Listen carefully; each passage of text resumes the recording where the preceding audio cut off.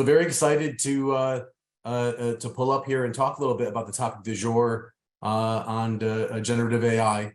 Sourav here is going to be sparking the discussion with some thoughts on the subject, some learnings, some insights. But then we should have plenty of time here, of course, to open it up to the group and do what we do, which is have a lively discussion, including you all. One point of hygiene. Sourav, our head of innovation, we affectionately call him Banner around here. And so if I happen to get loose with my language and you hear me say Banner, I'm talking to Sourav. But without further ado, Sourav, if you've got the stick from a presentation perspective, then we can start just by, how about a very high level frame up? We're all hearing about GAI. I'm sure most of the folks in the room are being asked by their functional leaders, the business, the board in most cases, what are you doing with GAI? Sourav, is the hype real? Why should we care about this? And then, why don't you kick us off with the discussion? Sure. Yeah. Thanks, Sean. I think there is a lot of interest and the hype is real. So just to set the context, I think everyone is aware of it anyways, but I'll just recap. ChatGPT is the first fastest to million users. There's a lot of investments going on in generative AI specifically, and AI investments are expected to continue growing, right? And even this year, generative AI has drawn a lot of investment. So now, before we go into any of the further discussion, just align on the definitions first. So generative AI is essentially models that are trained to generate different types of data, either text, image, video, and foundation models are a specific type of generative AI which use an architecture called transformers. There are other types of generative models, but this has become the most popular because they are scaling and people have found much more accuracy with these models. Large language models are a type of foundation models that work on text data, and ChatGPT is a type of large language model which has been tuned specifically for chatting with and having human-like conversations. Now, just a little bit of context around why generative AI or why ChatGPT per se is creating all the hype, right? So these large language models, etc., have been there for quite some time. So even today, if you see any commercial search applications, they are typically powered by some kind of language model, BERT being the most popular one. But what happened between those kind of models have been there for the last 4 or 5 years, and what happened between this to ChatGPT, essentially there are pre-trained LLMs, which is the foundation models, and then what OpenAI did is created a large data set of. By the way, before I go there, these are typically models which are trained to generate next word or next sentence. So they will do a good job at, if you say, how can I order my pizza? It will create a response. So something like that. But and then OpenAI created a high quality data of question answers, which was created by very highly trained, highly qualified human beings. And that is their basically secret sauce in my mind, which they use this data model that they have, which was GPT-3, and use it to train, use this data to train a model on this. And then further, after the model started learning how to answer to questions, they fine-tuned it further by asking humans to evaluate sample responses and reward them and provide a score for each of the responses, and based on that they train another model and fine-tune this model further. So gist of it is essentially OpenAI was successfully able to create high quality data and create take high quality human feedback to fine-tune these models, and from there, from stage 1 to stage 4, they came by fine-tuning these models, and now these models have started to sort of mimic human responses quite effectively. One key call. So that's it. Oh no, please finish the thought. Yeah. sorry, yeah. So one, just to end this, like OpenAI, while they have started it and they are the leaders in this, others are following suit. Google, Anthropic being the key players in the closed source space, and there are also open source models that are coming up almost every week now. Sorry, Sean, you had something. No, please. I was actually going to prompt something similar in terms of available options and that sort. So keep going, please. Yeah. So now there are options available. Although I still think OpenAI GPT-4 has a lead in terms of accuracy, but I think in a few months or so that I don't know where if they will still maintain that leadership. Now, this is the rough value chain of generative AI, and this stack is fast changing. It sort of new technologies come every month or so. But essentially, there's a hardware provider where NVIDIA pretty much has the monopoly. So this stack needs a lot of GPU computing power. There are the 3 cloud providers, the usual suspects, and then there is closed source models and open source models. So you have options of either these two. These are typically provided as APIs, easy to get started with. Open source models are something you will have to download from the open source, and you have to do some engineering to make them usable. Typically, some fine tuning is also required. So there's some effort in essentially getting started with them. And then while you can build applications straight out of that, but most applications will require another layer of application enablers to overcome certain problems with limitations of these models. And common ones are some frameworks like LangChain and Llama Index, which basically provide some abstractions on top of these models to make it easy to use. And vector databases, which basically scale for large amount of document, large amount of content, and store the results of these models in these databases. And from these output, you can integrate it with your workflow or applications, and essentially create an end product out of that. Now, as Sean was talking about options, so let's deep dive a little bit of this, because there are implications of each of these options. So there are really 3 options. One is starting up with a pre-built and hosted model APIs provided by, say, Microsoft or Google. The second one is open source self-built. So take a foundation model from open source, something like a Dolly or Llama, and then fine tune on your custom data so that it learns your custom context and becomes more relevant for you. And the third option is build your own LLM from scratch. Typically, this option is going to be expensive, so only recommended if you have like a very high value use case and large amounts of data to back this up. In most cases, one of these 2 options will suffice. Like in option 1, you have low upfront cost because there is no setup required. You can just get started with an API, but running cost can become high because you will have to pay per usage, and data security implications are differ by cloud to cloud, but I think they're getting better, and I know Microsoft has become much better in clarifying their policies about privacy and creating options for data privacy. So this is a good option. And secondly, there is open source self-build where there is some upfront technical cost cost involved in setting up this technology, but the running states will steady state cost will be low in the long run. So a good strategy maybe to experiment with this and then build this for the long run. When you think about super helpful, Sourav, by the way, when you think about maturity and when you think about driving business value, what are you seeing in the space?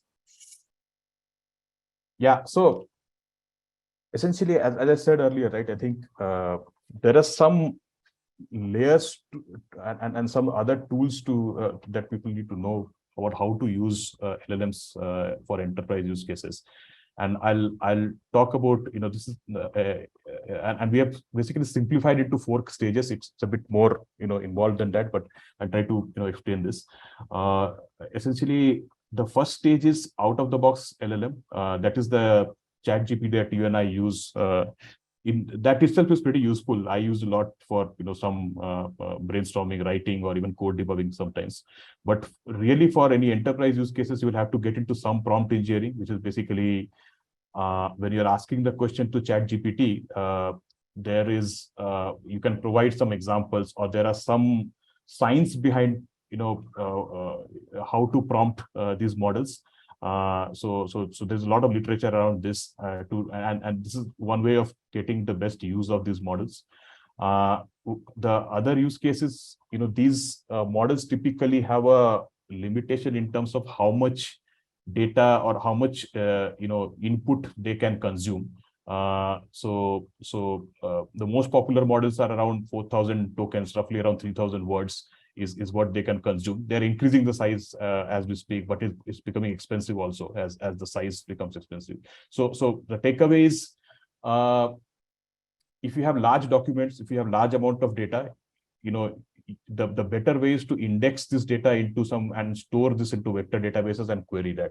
So that is the concept of indexing, and that will unlock some new use cases like searching through documents, summarizing large text, and so on and so forth.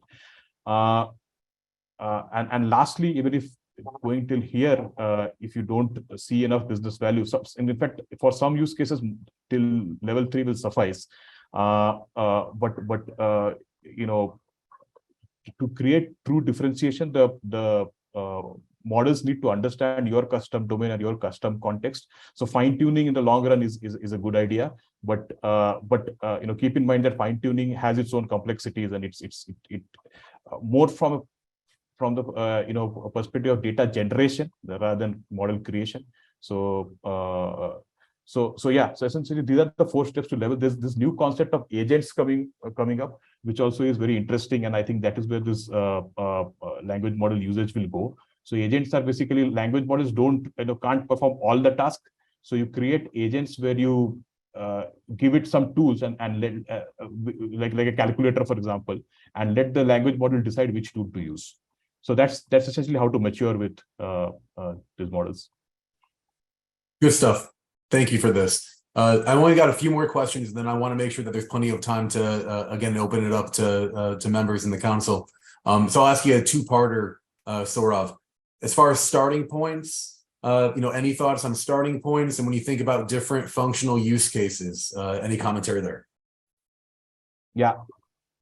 So as far as starting goes, I think as with any ML or AI use case, you have to figure out a good use case for this, where we can apply this kind of technology.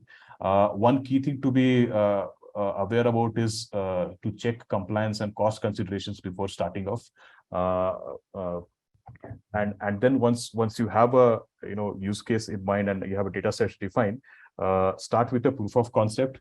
I would suggest start with a closed source API, like a GPT-4, and typically start with the best API, best model available, like GPT-4, so that you know the best case scenario.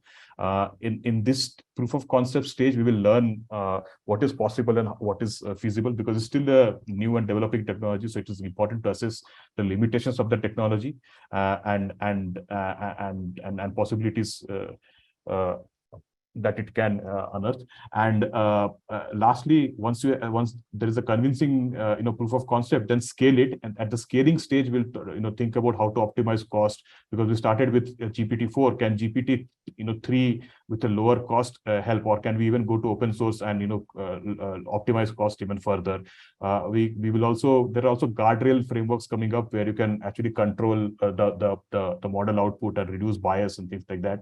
And of course, have a DevOps lens to it so that we can keep cost in control. As far as use cases goes, again, it's newer and newer use cases are coming up every day. But typically, what I've seen is these are the 5 functions where the most use cases lie.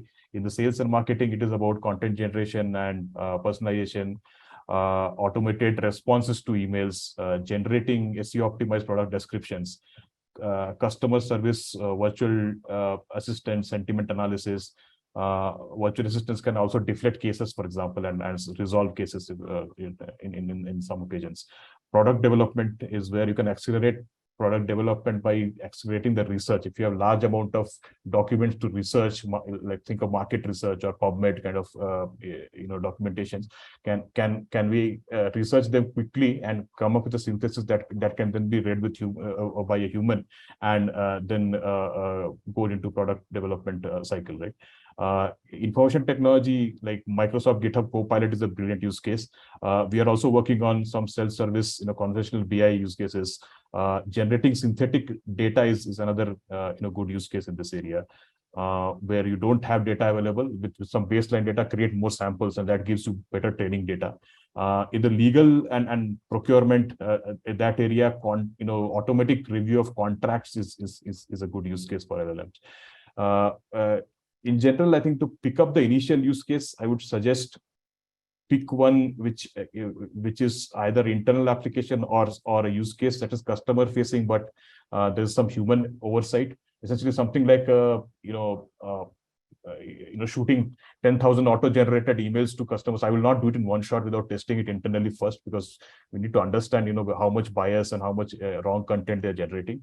And as a principle, using it as co-pilots is preferred over using it as completely autonomous agents. As of today, I'm sure we'll get to autonomous agents in some time, but not yet. Yeah, and can speak to the how quickly this list is expanding just from the number of inquiries, even from a MathCo perspective, we're getting on the topic that are very specific in terms of the areas that we want to explore. What about risks, pitfalls, landmines that we want to avoid, Sourav, for folks that are navigating? Yeah, three major risks. One is about hallucination and bias. So LLMs can have incorrect results. LLMs outputs can be biased. So the first and foremost is, I think we should decide the use case where you either don't need 100% accuracy or some human oversight can be provided. So for example, can an LLM look into patient health records and generate a prescription? Yes, sure, but I don't think that's a use case which we should use the LLM for. I mean, this is an extreme example, but I mean, use case selection is paramount here. Then using the LLMs as draft for humans, not the final output. Use guardrails while prompting. There are again guardrail frameworks coming up very quickly that can prevent some of this bias and detect those bias before it goes to the customer. Data privacy and security implications. The closed source model providers store the data, so we need to be aware of that.